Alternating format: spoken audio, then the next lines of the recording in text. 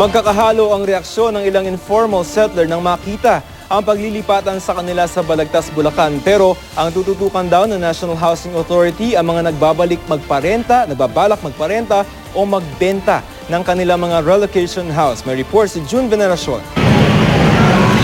Mula dekada 80 sa gilid ng Delpan Bridge na nakatira si Lucas Moran, 55 taong gulang.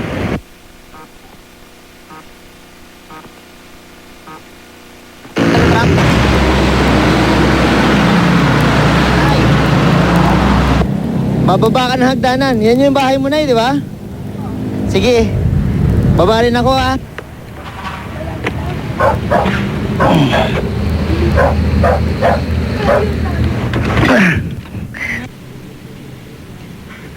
Masikip, madilim at malinsangan sa loob ng bahay ni Aling Lourdes.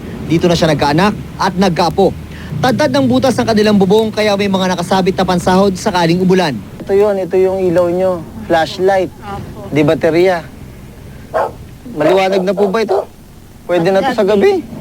Papasad ko na naman mga po yan mamaya para may ilaw mamaya. Yan yung ilaw niya sa gabi. Kasi walang kuryente dito sa lugar nila. Ang Balagtas Heights sa Balagtas, Bulacan ay isa sa mga pwedeng pagpili ang relokasyon para sa mga tulad ni Aling Lourdes. Kasama siya kanina sa tour na inorganisa ng Department of Interior and Local Government o DILG. Naluha si Aling Lourdes nang makita ang lugar na pwede na lang ituring na kanila. Ngayon lang kami makakatira sa ganyan na bahay. Saya po ba yan? Saya po. Masayang naiiyak. Kasi mula pong maliit pa kami, barong-barong na po tinitirahan na. Gayon din ang reaksyon ng iba pang mga sumama. Uy, maganda po rito at saka malawak po siya. Pero gaya ng mga nauna pang tour ng informal settlers sa Balagtas Heights, meron pa rin talagang hindi masiyahan. Ang tanong ko sa gobyerno, hindi ko naman tinitiri ang gobyerno, bakit puro sulok pinaglalagyan ng urban poor?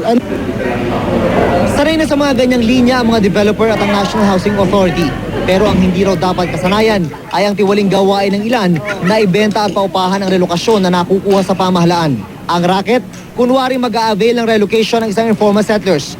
Titirahan niya ito ng ilang buwan, pagkatapos ay ibebenta o di naman kaya ipapaupahan. Tapos ay babalik na naman sa Maynila para maghanap ng maiiskwatan. Base sa mga nabistong modus dati, ang rentahan nasa 1,000 hanggang 1,500 kada buwan. Ang bentahan naman daw ng rights ay nasa 15,000 hanggang 30,000. Nilalagay ka sa magandang lugar.